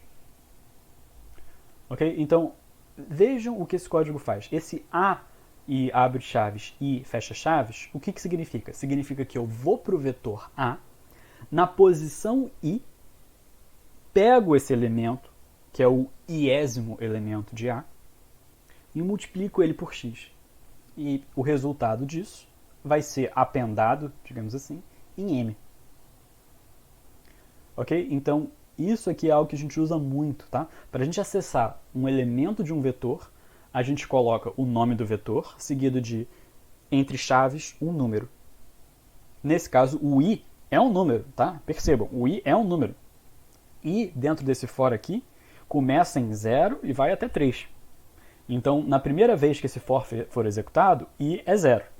Ou seja, ele vai para o primeiro elemento de A. Na segunda vez que esse for for executado, i é 1. Vai para o segundo elemento de A, e assim por diante até chegar no quarto elemento de A, que o i é 3. Okay? Então, se tudo der certo, a gente vai ter um print m no final, e esse m vai ser, por exemplo, todos os elementos de A multiplicados por 2. Vamos ver se esse código está funcionando. Digite um número. Faltou o print de A, né? Eu provavelmente vou querer printar o A aqui, e eu vou refazer esse... Eu nunca sei qual é o botão que eu tenho que apertar para eu refazer. Aqui uma coisa que eu fiz, que vocês pode ser útil saber, eu apertei Ctrl C. Ctrl C para a gente normalmente é copiar, mas nesse mundo de programação e prompt de comando, Ctrl C é cancelar, né? É um atalho muito mais antigo do que o Ctrl C de copiar. Então, tinha alguma coisa sendo rodada aqui no meu console, e eu interrompi essa coisa com Ctrl C. Por isso que aparece Keyboard Interrupted by User, tá? É só porque eu não sei exatamente qual botão que eu tinha que apertar aqui, e eu vou dar um play aqui, mais uma vez. Então, vamos lá. Digite um número. Aqui, eu estou, nessa linha aqui, preenchendo o vetor A. Então, 3.2, 1.4, 5.6, 7.8. Então, esse aqui é o vetor A. 3.2, 1.4, 5.6, 7.8. Né? Agora, digite o número x. Só para ficar mais fácil, eu vou digitar por 2. E aí, esse aqui é o vetor m. 6.4, 2.8, 11.2 e 15.6. Reparem que isso aqui é o dobro, né? O 6.4 é o dobro de 3.2, 2.8 é o dobro de 1.4, 11.2 é o dobro de 5.6 e 15.6 é o dobro de 7.8, como a gente queria. Okay? Então, esse exercício é uma coisa que a gente vai fazer bastante, principalmente isso de acessar o iésimo elemento de A dentro de um loop de for, em que a variável de controle é o i, né? Aí, reparem que eu falei confuso, assim, usando os termos apropriados de propósito, assim, eu só li o que esse código faz. A gente vai fazer isso bastante, tá? A gente vai pegar o iésimo elemento de algum vetor e vai fazer alguma modificação nele. Às vezes vai ser uma multiplicação, às vezes vai ser algum tipo de limpeza num determinado dado, às vezes vai ser algum tipo de interrupção, enfim, alguma coisa a gente vai fazer. Mas é isso, gente. Esse aqui é o exercício 7. Vamos lá, pessoal. Exercício número 8. Né? Leia um vetor de 8 posições e em seguida ler também dois valores x e y quaisquer correspondentes a duas posições índices no vetor. Ao final, seu programa deverá escrever a soma dos valores encontrados nas respectivas posições x e y. Vamos ignorar aqui que isso está super mal escrito, mas vamos começar. Leia um vetor de 8 posições. Isso eu sei fazer. Né? A gente primeiro inicializa um vetor vazio, né? Cria um vetor vazio, e aí 8 vezes, usando a nossa estrutura de repetição favorita, que é o for i in range, a gente vai colocar dentro desse vetor alguma coisa que vai vir do input. Né? No caso, eu quero um número, então eu vou converter em float o que eu receber do input, né? Digite um número, e aí tem que lembrar de ter a quantidade correta de parênteses, que o programa botou automaticamente. E o que isso faz? Isso vai 8 vezes colocar dentro do vetor chamado vetor o número que a gente digitar na entrada. Né? Só para não ficar super banal, vou botar 3, vou botar 4 para eu ter 4. E aí eu quero que o x seja um inteiro que eu também vou receber da entrada. Então digite x e depois y, que também vai ser um inteiro. Digite y. Né? E agora eu vou ter o x e o y. E o que essa questão está tentando dizer com esse português macarrônico dela é o seguinte: acesse a posição x do vetor e some esse número que você encontrar na posição x do vetor com o número que estiver na posição y do vetor. Né? Ou seja, some o xésimo elemento do vetor com o yésimo elemento do vetor. Né? Então, o que eu quero somar é o vetor, a posição x com a posição y do mesmo vetor. É isso que eu quero. Então, é simples. Né? O x vai ser um número inteiro que vai ser uma posição desse vetor, ou seja, ela vai representar um elemento que está dentro desse vetor, um dos números que eu coloquei aqui. E eu vou querer colocar isso na tela. Né? E aí vamos ver se o nosso código está funcionando. Deixa eu só botar um print aqui, só para a gente enxergar esse vetor, a gente ver se ele foi preenchido corretamente. E eu vou colocar, digite um número. Então, 3.2, 4.5, 7.8 e 9.0. Então, o nosso vetor é 3.2, 4.5, 7.8 e 9.0. Digite x. Aqui é muito importante que x seja um número menor do que menor ou igual a 3. Né? Por quê? Porque esse vetor só tem 4 posições. Então, posição 0, 1, 2, 3. Digamos que eu quero somar o segundo elemento com o terceiro. O segundo elemento eu acesso com x igual a 1. O terceiro elemento eu acesso com y igual a 2. Aí eu vou somar. E vai exibir 4.5 mais 7.8, que dá 12.3, né? Deve dar algum número perto de 12.3. 12.3, exatamente. Então, está funcionando como a gente queria. Tá? Reparem que se a gente executar de novo o nosso programa aqui, e a gente, mesma coisa, né? Primeiro a gente preenche o vetor, né? Preenche o vetor 4.3, 2.1, 5.4, 6.0. Se eu colocar um x maior do que 3, se eu colocar 4, e depois um y5, por exemplo, ele vai tentar acessar o quarto elemento do vetor. Né? Na verdade, não é o quarto elemento. Ele vai tentar acessar a posição 4 desse vetor. Só que a posição 4 não existe, porque 0 é o 4.3, 1 é 2.1, 2 é o 5.4 e 3 é o 6.0. O 4 é o próximo, que não existe. Vai dar erro. Né? O 5 também não existe. Então, ele vai tentar somar coisas que não existem. E vai dar um erro de memória, vai dar algum erro parecido. Então, eu vou apertar Enter aqui. Deu um erro. List index out of range. O que isso significa? A posição da lista está out of range, está fora de alcance. Não existe, na verdade. Né? Não existe dentro do escopo do vetor, chamado vetor, uma posição 4 ou uma posição 5. E aí ele dá erro. Então, repare que o seu programa ele vai começar rodando, vai parecer que vai funcionar, mas se você digitar um número errado aqui, vai dar ruim. Eu poderia escrever uma lógica aqui que impedisse o usuário de escrever um número grande, mas aqui eu vou meio que deixar o programa como está e contar com a boa fé do usuário de que ele vai fazer tudo direitinho. Mas esse programa aqui resolve a nossa questão 8, né? Eu mudei aqui para o vetor ter 8 posições, e aí tanto x quanto y precisam ser um número que vai até 7, né? É sempre menos 1. Né? E é isso. Ok. Exercício 9.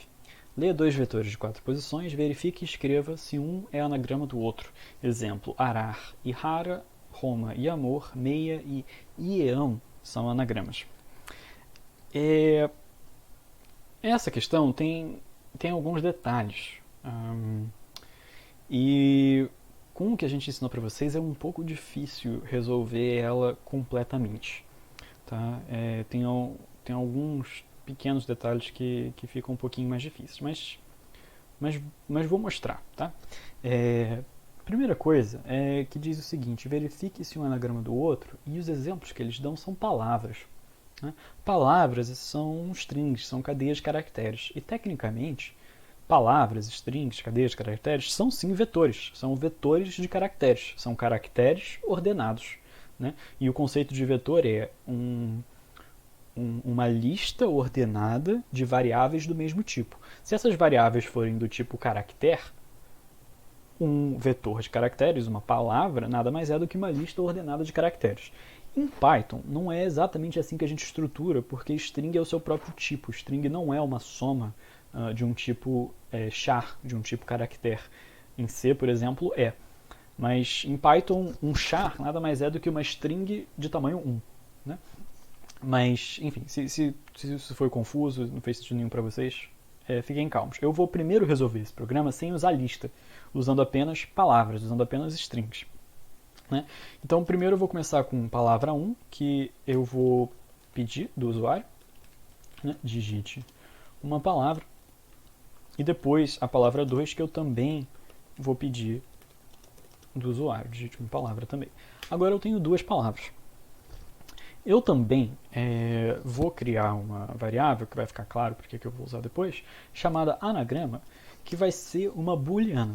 Uma booleana, eu acho, tenho quase certeza que o Pedro já deu essa aula, uma booleana é um valor que é sim e não. 0 e 1, verdadeiro e falso. Né? Nesse caso, a gente vai usar verdadeiro e falso, mas eu poderia usar sim e não, eu poderia usar 0 e 1, mas verdadeiro e falso é o mais claro. Né? E eu vou, de início, assumir que essas palavras são anagramas. Então eu vou chamar ela de true. Tá? Então reparem, anagrama é uma variável que guarda um valor booleano, ou seja, true ou false. Okay? Isso me permite depois usar esse valor booleano numa condicional. Eu posso colocar if anagrama, e aí se o anagrama for true, aquela condição é verdadeira. Se o anagrama for false, aquela condição é falsa. Né? Mas vamos lá, o que eu preciso verificar para saber se uma palavra tem é um anagrama de outra palavra? Eu preciso verificar se cada letra na primeira palavra aparece na segunda palavra.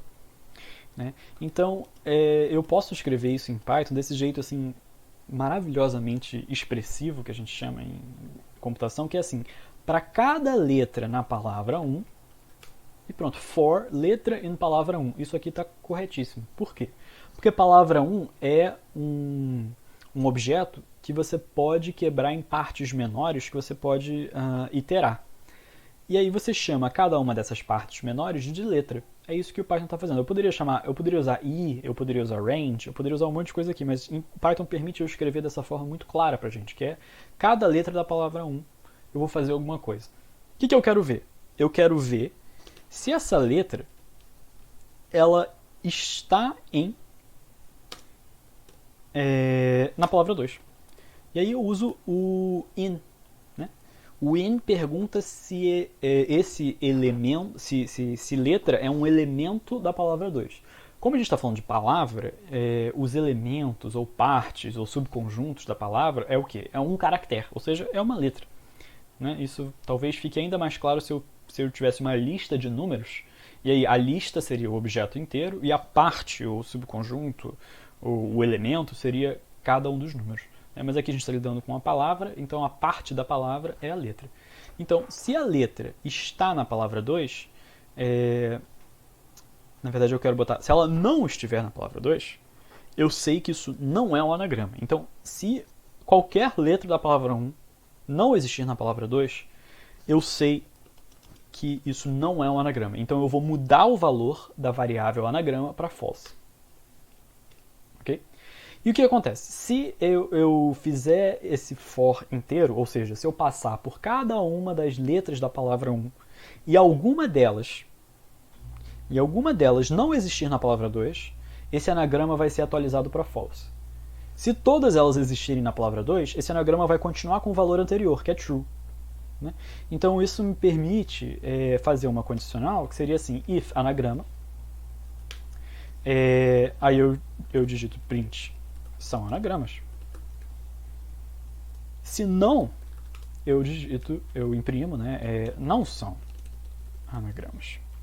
Né? Vamos ver esse programa, o que ele faz. Né? Vamos rodar aqui. Digite uma palavra, aí vamos testar com as palavras que ele deu. Roma e amor. São anagramas. Ok, muito bem. Vamos só rapidamente testar com outra palavra. Por exemplo, Roma e asas. Né? Não são anagramas. Então o nosso programa parece que está funcionando. Né? Mais uma vez, né? Ele vai testar cada letra da palavra 1, vai verificar se alguma delas não está na palavra 2. Se qualquer uma delas não estiver, a anagrama vai virar falso. Um dos detalhes problemáticos desse programa é que se eu pegar, por exemplo, a palavra B-A-A-A e a palavra A-B-B-B, essas palavras não são, né, nas nossas definições comuns, elas não são anagramas. Mas esse programa vai achar que elas são. Né? Deixa eu comentar isso aqui só para a gente guardar, mas eu vou escrever essas palavras no nosso programa e você vai ver que ele vai dizer são anagramas. B-A-A-A e A-B-B-B são anagramas. Por que o programa está dizendo isso?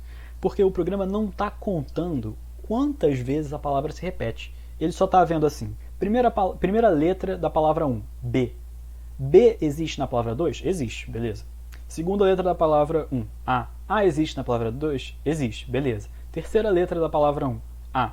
A existe na palavra 2? Existe, beleza. Última letra da palavra 1, A. A existe na palavra 2? Existe, beleza.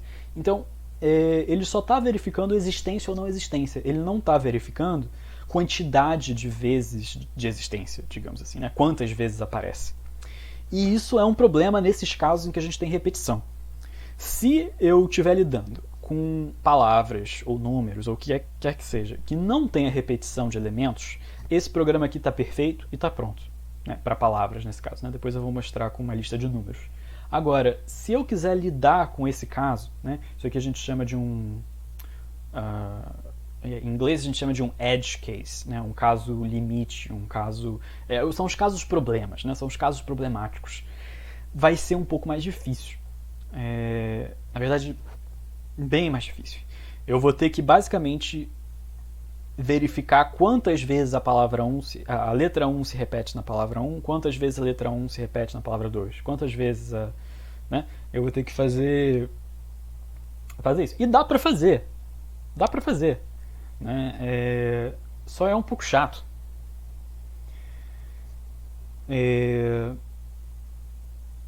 E aí eu resolvi não fazer. Se todo mundo quiser, eu resolvo. Tá? Vai ficar um algoritmo um pouco mais complicado. Eu vou precisar criar uma outra variável para contar quantas vezes aparece. Provavelmente eu vou criar duas variáveis, uma para contar quantas vezes aparece na primeira palavra, uma para contar quantas vezes aparece na segunda palavra, e aí eu vou mudar esse valor para false só se esses valores das contagens forem iguais. Né? Eu posso fazer isso. Eu vou fazer isso. Eu vou criar aqui, dentro do for, eu vou criar um contador 1, que eu vou inicializar em 0, e um contador 2, que eu vou inicializar em 0. E eu vou fazer o seguinte.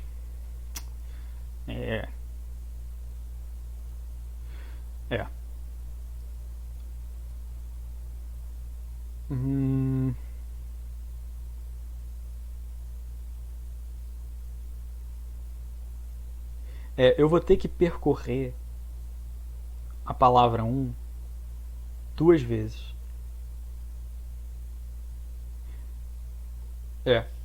Eu não vou poder mais usar essa sintaxe do in. Essa sintaxe do in pergunta o seguinte: está dentro, né? É um elemento de? Então, letra é um elemento de palavra 2? Ele não diz nada sobre quantidade. Né? Na verdade, ele sai, ele para da primeira vez que ele encontra. Aí ele para de verificar. Então, eu não vou poder mais fazer isso. Eu vou ter que tirar essa linha aqui. E eu vou ter que fazer o seguinte. O count1 é quantas vezes a letra aparece na palavra 1. Ele sempre vai aparecer pelo menos uma vez, né? Porque a gente está vendo letra por letra da palavra 1. O count 2 é quantas vezes aparece na palavra 2. E aí eu vou fazer o seguinte, eu vou percorrer a palavra 1. Então eu vou pegar aqui uma outra letra, né? Isso aqui é uma variável diferente. Para outra letra, né, na palavra 2, eu quero verificar o seguinte. Né, para cada letra na palavra 2, né, se a letra 1 for igual à letra 2, ou seja, se a letra da palavra atual for igual à letra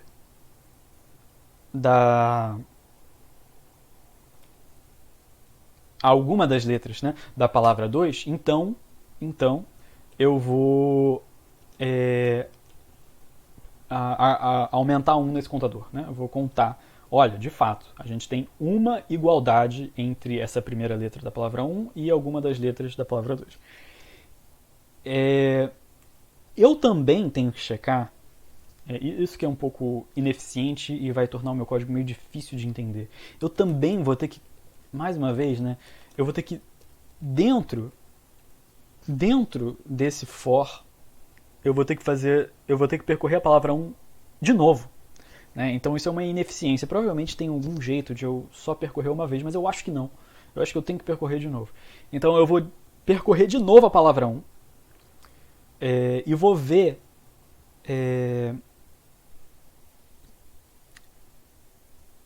eu vou ver quantas vezes eu vou ver quantas vezes essa letra ocorre na palavra 1. Inclusive, esse loop aqui vai ter que existir antes. Tá? Acho que dá para tá bem claro que eu posso até... deixa eu ler a letra 3. Se letra 1 for igual a letra 3, count 1 recebe mais 1. Se letra 2...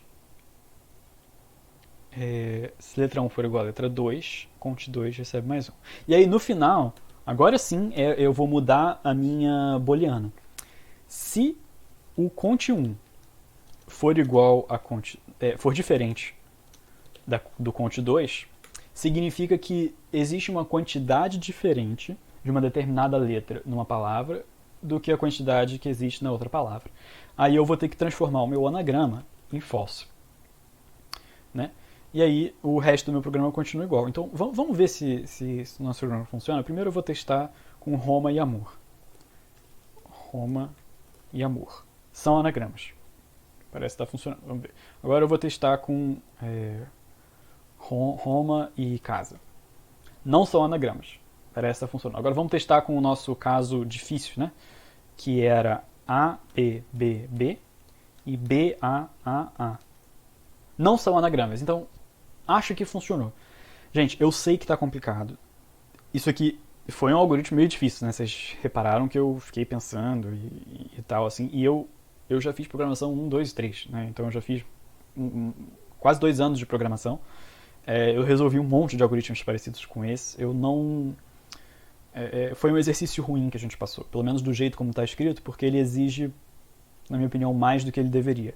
Mas se vocês puderem pelo menos entender a lógica do que eu fiz, é o seguinte. Eu contei quantas vezes uma determinada letra aparece na palavra 1. Eu contei quantas vezes essa mesma letra aparece na palavra 2.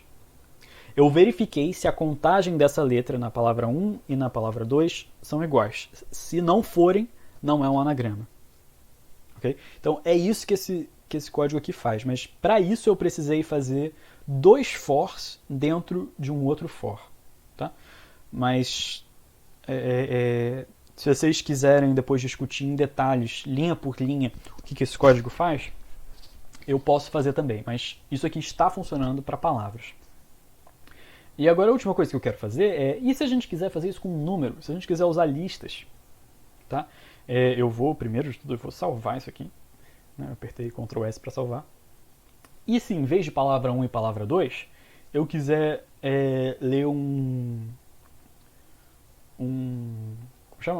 vetor de números, né?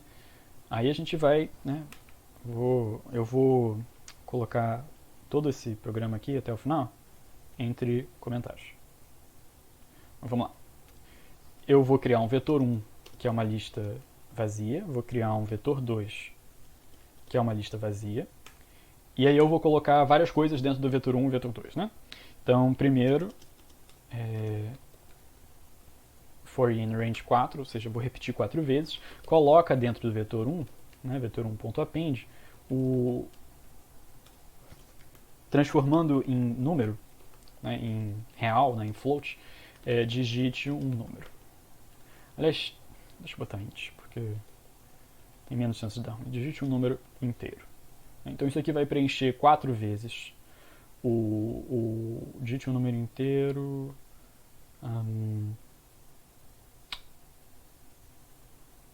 do vetor 1. E aí depois, mais uma vez, eu vou repetir 4 vezes e vou colocar agora no vetor 2. Então, digite um número inteiro do vetor 2. Okay? Então agora eu preenchi os 2 vetores.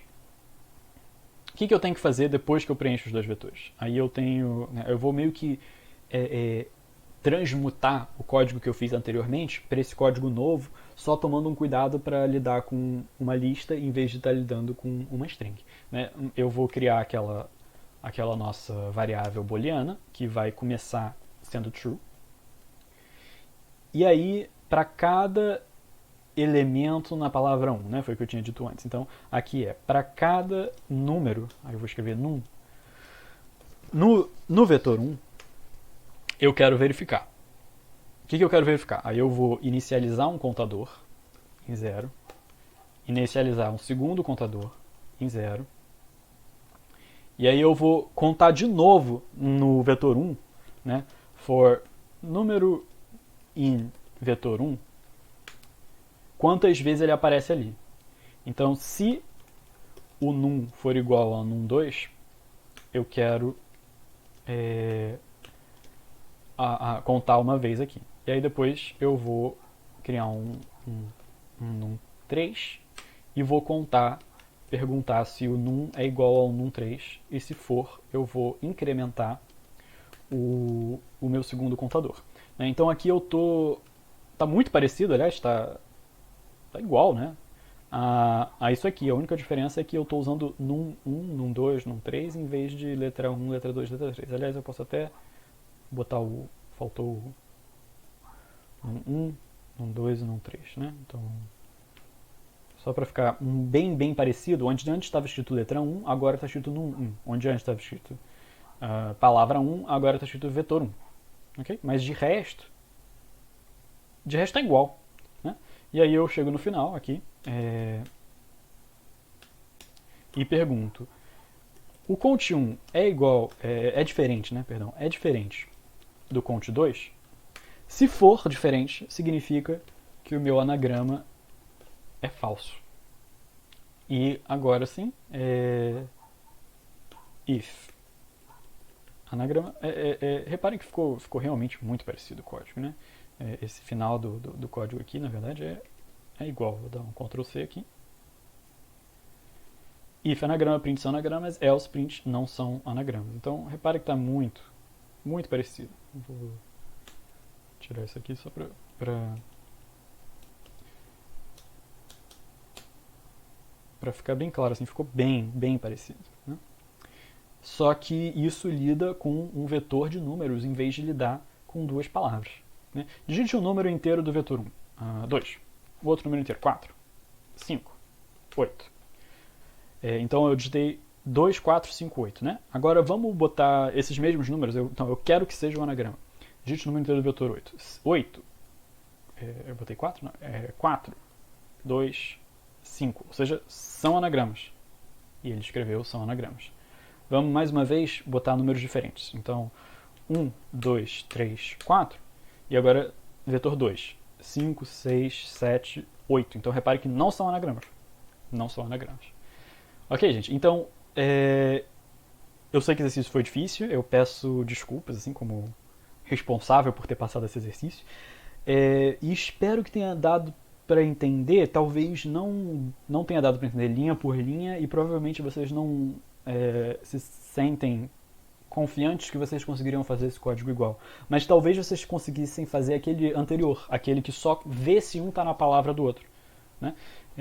Então, espero que tenha dado para aprender um pouco, e esse uso da booleana, esse uso do condicional dessa forma, com sorte deu para aprender alguma coisa.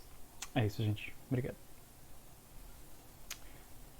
Ok, exercício 10. Faça um programa que leia dois vetores A e B de tamanho 3 cada, e depois armazenar em um terceiro vetor soma a soma dos elementos do vetor A com os do vetor B, respeitando as mesmas posições, e escrever o vetor soma. Mais uma vez, eu sinto vontade de pedir desculpa pelo português dessas questões, que é muito ruim, mas vamos lá. Ele quer um vetor chamado... Nossa, meu Deus do céu, meu teclado ficou louco. Ele quer um vetor chamado A, que eu vou inicializar como vazio. Ele quer um vetor chamado B, que eu vou inicializar como vazio. E ele quer um vetor chamado soma, que eu vou inicializar como vazio.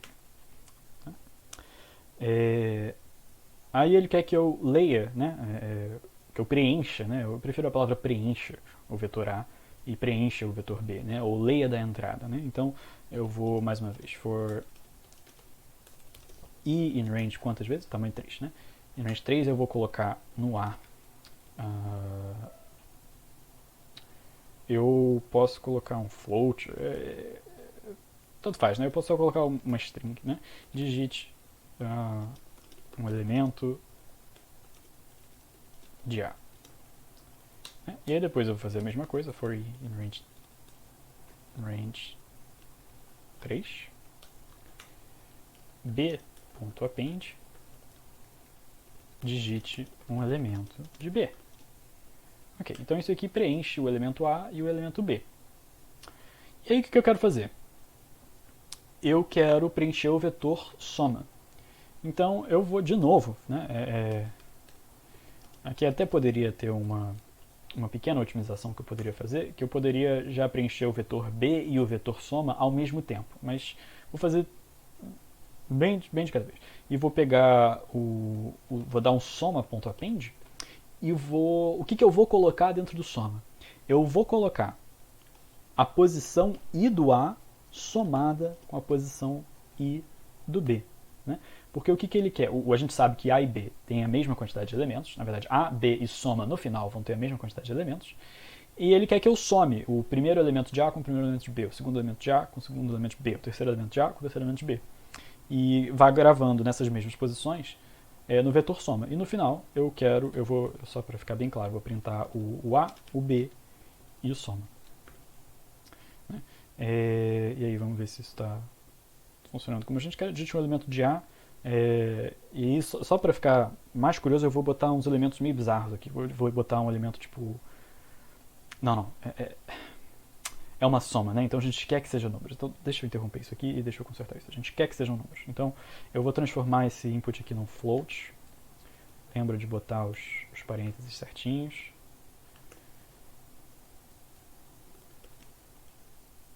Isso.